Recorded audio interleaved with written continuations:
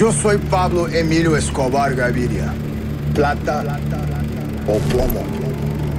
27 सितंबर 1989 अवियांका flight 203 एक routine flight के लिए बोगोटा इंटरनेशनल एयरपोर्ट कोलंबिया के लिए 7:13 AM पर उड़ान भरने के लिए तैयार होता है। बोइंग 727 के व्हील्स रनवे से टेक ऑफ होते हैं और 5 मिनट बाद ये अपने क्रूजिंग एल्टीट्यूड के आधे डिस्टेंस 13,000 फीट तक पहुंच जाता है। प्लेन का कैप्टन एयर ट्रैफिक कंट्रोल से बोलता है, टेक ऑफ वेंट स्मूथली, लेकिन इस प्लेन के पैसेंजर्स अपनी मंजिल तक पहुंच ही नहीं पाते क्योंकि 718 को प्लेन के अंदर एक भयानक धमाका होता है। वो ब्लास्ट इतना सिवियर होता है कि उससे प्लेन बीच हवा में फट जाता है और प्लेन का नोज सेक्शन टेल से अलग हो जाता है। आग में लिपटे हुए दोनों हिस्से जमीन पर जा गिरते हैं। जमीन पर खड़े 3 लोग अचानक ऊपर की तरफ देखने लग जाते हैं और देखते हैं कि ऊपर से आग की बारिश हो रही है और देखते ही देखते उन 3 लोगों के साथ 110 लोगों की मौत हो जाती है। उस सुबह हर टेलीविजन पर एक ही खबर थी, फ्लाइट 203 शहर के ऊपर उड़ान भरते ही फट गया।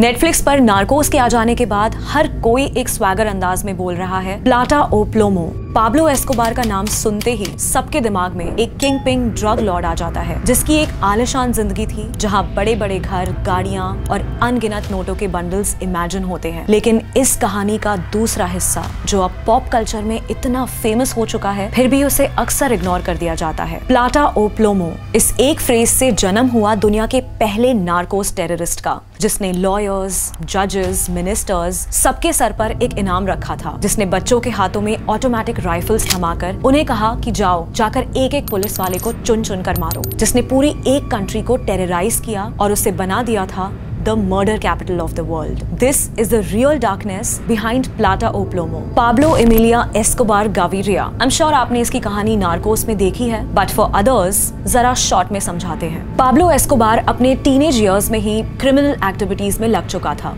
धीरे धीरे वो कॉन्ट्राबैंड मूव करने के बिजनेस में पहुंचा, पर पुलिस के एक बड़े बस्ट के बाद उसे ये बिजनेस बंद करना पड़ा। उसके बाद उसे रियलाइज हुआ कि यूएसए में कोकेन की पॉपुलैरिटी बढ़ती जा रही है and this could be the next big thing. उसने स्क्रैप्स को इकट्ठा करके एक प्लेन और एक एयर स्ट्रिप बनाया जिसके थ्रू वो ड्रग्स को अमेरिका तक पहुंचाया करता था। पाब्लो एस्कोबार बहुत शातिर था। वो हमेशा कानून को चकमा देने के तरीके ढूंढ ही लिया करता था। प्लेन के टायर्स में कोकेन भर के उन्हें खुद अमेरिका तक फ्लाई करके ले जाना, इसी के साथ उसने और अलग अलग तरीके अपनाए, जैसे कि मछलियों के पेट में कोकेन भरकर उन्हें स्मगल करना, लोगों और बच्चों के पेट में कोकेन्स को कई छोटी छोटी टैबलेट्स में स्मगल करना, यहाँ तक कि उसने तो अपने सबमरीन्स भी खरीद लिए थे। इसी के चलते पाब्लो पर डे 15 टन तक कोकेन सप्लाई किया करता था और कहा जाता है कि वो 400 करोड़ कमाता था पर डे। पाब्लो का एक ही रूल था कि अगर तुम मेरे साथ हो तो मैं तुम्हें इतना अमीर बना दूंगा कि तुम्हारी 7 पुश्तें आराम से जिंदगी जिएंगी, पर अगर तुम मेरे खिलाफ हो तो तुम्हारे साथ साथ मैं तुम्हारे पूरे खानदान को खत्म कर दूंगा। और यही है प्लाटा ओ प्लोमो, यानी सिल्वर और लेड या पैसा और मौत। इसी के चलते मेडेलिन का हर पुलिस वाला पाब्लो के जेब में था। वो अपने पायलट्स को करीबन 4 करोड़ रुपए तक देता था पर डिलीवरी के। उसका अपने एम्प्लॉइज से यही कहना था कि बस मेरे पैसे और मेरे माल का ख्याल रखो और मैं तुम्हारा ख्याल रखूंगा। पाब्लो अपने टीनेज ईयर्स से ही एक लीडर पर्सनालिटी रहा। वो हमेशा से पॉलिटिशियन बनना चाहता था। इतने पैसे कमाने के बाद पाब्लो ने मेडेलिन में कई स्कूल्स, चर्चेस और फुटबॉल ग्राउंड्स बनाए, जिसकी वजह से वो लोगों के लिए उनका मसीहा रॉबिन हुड बन चुका था। इस सब के पीछे पाब्लो का असली मकसद कुछ और ही था। वो चाहता था कि वो लोगों के बीच पॉपुलर हो जाए ताकि वक्त आते वक्त उसे सपोर्ट मिल सके, जैसे इलेक्शन जितवाना या इवन अगर पुलिस उसके पीछे पड़ जाए तो वो लोगों के घरों में जाकर छुप सके। पॉलिटिशियंस ऑलरेडी उसके पेरोल पर ही थे। इसकी वजह से एस्कोबार के लिए 1982 में कोलंबिया की कांग्रेस के दरवाजे खुल गए, जिससे पाब्लो को अब पार्लियामेंट्री इम्यूनिटी मिल चुकी थी, मतलब कि उसे उसकी क्रिमिनल एक्टिविटीज के अगेंस्ट प्रोटेक्शन मिल चुका था। पाब्लो के रॉबिन हुड बनने का असली मकसद पूरा हो चुका था। पर 1984 में कुछ ऐसा हुआ जिसने पाब्लो की कहानी को पूरी तरह घुमा दिया। रॉड्रिगो लारा बोनेला, जो कोलंबिया के जस्टिस मिनिस्टर थे, वो पाब्लो एस्कोबार की क्रिमिनल हिस्ट्री सबके सामने ले आए। रॉड्रिगो ने इस बात का भी सबूत दिया कि पाब्लो फुटबॉल में भी इलीगल डीलिंग्स करता था, जिसकी वजह से लोगों के बीच पाब्लो की रॉबिन हुड इमेज खराब हो गई। एम्बैरेसमेंट की वजह से और बात को वहीं खत्म करने के लिए एस्कोबार ने कांग्रेस से रिजाइन कर दिया। उस दिन उसने जो ह्यूमिलिएशन फील किया, उससे पैदा हुए गुस्से ने पाब्लो एस्कोबार को और कोलंबिया की कहानी को बदल कर रख दिया। एक दिन जब रॉड्रिगो अपने ऑफिस से निकले, एक मोटरसाइकिल पर दो लोग उन्हें ट्रैक कर रहे थे। ट्रैफिक पार करते हुए वो मोटरसाइकिल रॉड्रिगो की कार की राइट साइड पर आ पहुंची। मोटरसाइकिल पर पीछे बैठे हुए लड़के ने अपनी जैकेट से एक राइफल निकाली और रॉड्रिगो की कार पर गोलियां बरसाना शुरू कर दिया। रॉड्रिगो को सर में 3 गोलियां लगी और पाब्लो की रेजिग्नेशन के सिर्फ 3 महीने बाद रॉड्रिगो लारा बोनेला का मर्डर हो गया। एस्कोबार अब हद पार कर चुका था। डायरेक्टली कोलंबियन गवर्नमेंट पर हमला करके उसने गवर्नमेंट के साथ एक जंग छेड़ दी थी और यहीं से वो बन गया था दुनिया का सबसे पहला नार्को टेररिस्ट। 18 अगस्त 1989 कोलंबिया के इलेक्शन में कैंडिडेट लुई गैलन ने पाब्लो एस्कोबार को अमेरिका एक्सट्राडाइट करने की बात की, जिसके रिटेलिएशन में एस्कोबार ने उन पर हमला कर दिया। पहला हमला तब हुआ जब गैलन अपने एक कैंपेन ट्रेल पर थे और उन पर एक आरपीजी मिसाइल अटैक हुआ। उस अटैक में वो बच गए, पर कुछ हफ्तों बाद अपनी रैली के बीच जब वो स्टेज पर खड़े हुए थे, किसी ने उन्हें गोली मारकर उनका मर्डर कर दिया। दुनिया की हिस्ट्री में ऐसा पहले कभी नहीं हुआ था कि कोई ऑर्गेनाइज्ड क्राइम सिंडिकेट सीधा गवर्नमेंट को टेक डाउन करने की कोशिश कर रहा हो। 1989 के उस साल के 3 महीनों के बीच एस्कोबार ने एक प्रेसिडेंशियल कैंडिडेट का भारी पब्लिक में मर्डर कर दिया और दूसरे के अटेम्प्टेड मर्डर में एक प्लेन को ब्लास्ट कर दिया। इसी के साथ उसने पुलिस हेडक्वार्टर्स में एक बॉम्ब ब्लास्ट करवाया, जिसमें 45 डेथ्स हुई और करीब 400 लोग इंजर हो गए। पाब्लो एस्कोबार अब एक ड्रग ट्रैफिकर नहीं बल्कि एक इंटरनेशनल टेररिस्ट बन चुका था। 1989 के एरोप्लेन बॉम्बिंग के बाद पाब्लो एक पब्लिक सेलिब्रिटी बन चुका था, जिससे सब डरते थे। He was the most wanted man with a vast empire built on cocaine trade। ऐसा करते करते एस्कोबार का खौफ और उसकी दरिंदगी दिन ब दिन बढ़ती चली गई। उसने अपने हिटमैन की एक सेना तैयार कर रखी थी, जिन्हें वो सिकारियोस कहता था। इन सिकारियोस को बंदूकें थमाकर इन्हें खास पुलिस ऑफिसर्स को ढूंढ कर मारने को कहा जाता था। हर पुलिस ऑफिसर को मारने पर इन्हें $700 मिलते थे। किसी की जान लेना अब पाब्लो के लिए जरूरत नहीं, आदत बन चुकी थी। एक बार उसकी एक पार्टी में उसे ये पता चला कि वेटर उसके बर्तन चोरी कर रहा है। उसने उस वेटर को इतना मारा कि he was inches to the death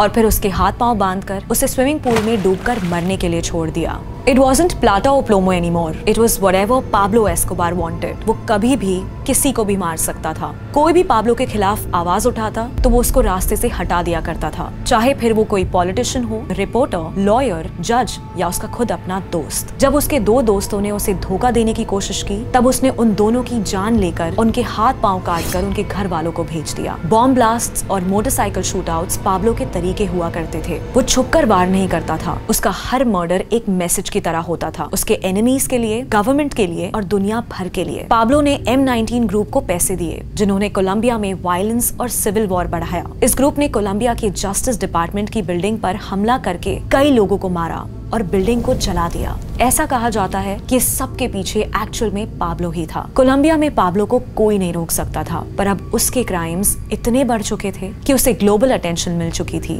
और अब उस पर एक नया खतरा मंडरा रहा था। अमेरिका और कोलंबिया में एक एक्सट्राडिशन ट्रीटी है, जिससे पाब्लो हमेशा के लिए एक अमेरिकन जेल में सड़ता। इसीलिए उसने इस एक्सट्राडिशन ट्रीटी से फाइट करने के लिए कई तरीके अपनाए। इनफैक्ट उसने पूरे कोलंबिया देश का $10 बिलियन का कर्ज चुका देने की भी डील रखी in exchange of removing the treaty. When nothing worked, 1991 में उसने अपने आप को पब्लिकली सरेंडर कर दिया, बट विद अ कैच। उसने 2 शर्तें रखी। पहली शर्त ये कि इस एक्सट्राडिशन ट्रीटी को हटा दिया जाए और दूसरी कि वो अपना जेल खुद बनाएगा। सरप्राइजिंगली उसकी दोनों शर्तों को मान लिया गया। एक क्रिमिनल को बचाने के लिए कोलंबिया देश का कॉन्स्टिट्यूशन चेंज करना पड़ा। दुनिया के इतिहास में पहली बार कोई क्रिमिनल अपना जेल खुद बना रहा था। इस जेल का नाम था एल कैथीड्रल, यानी द कैथीड्रल, और ये जेल किसी 5 स्टार होटल से कम नहीं थी। यहाँ हर लग्जरी फैसिलिटी अवेलेबल थी, जैसे jacuzzi, television, waterfall, football ground और भी ऐसे बहुत कुछ। पाब्लो ने अपने और अपने साथियों के लिए एक कंफर्टेबल घर बना दिया था। धीरे धीरे उसके सिकारियोस ही इस प्लेस को गार्ड करने लगे और द कैथीड्रल अब जेल नहीं, एक किला बन चुका था।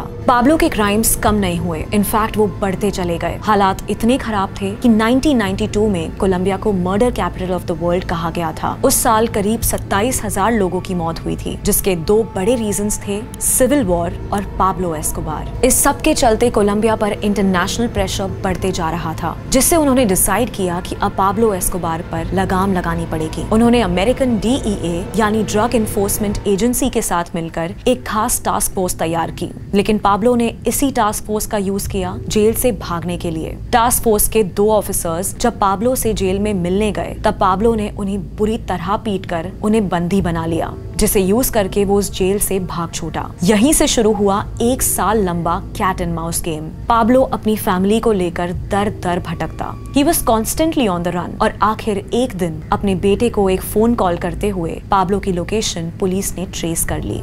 एक बड़े चेज के बाद फाइनली 2 दिसंबर 1993 को अपने बर्थडे के एक दिन बाद पाब्लो एस्कोबार की मौत हो गई। He was shot dead by Colombian troops। हालांकि कई लोग इंक्लूडिंग पाब्लो के बेटे का ये मानना है कि ये सब झूठ है and that Pablo took his own life। Pablo Escobar ने अपने करियर में कितने पैसे कमाए और कितने लोगों की जान ली, इसका एक्यूरेट हिसाब अब तक कोई नहीं लगा पाया। फोर्ब्स लिस्ट में he was the 7th richest person in the world। अपने पीक पर उसकी नेट वर्थ $30 बिलियन की थी और माना जाता है he killed anywhere between 4 to 6,000 people।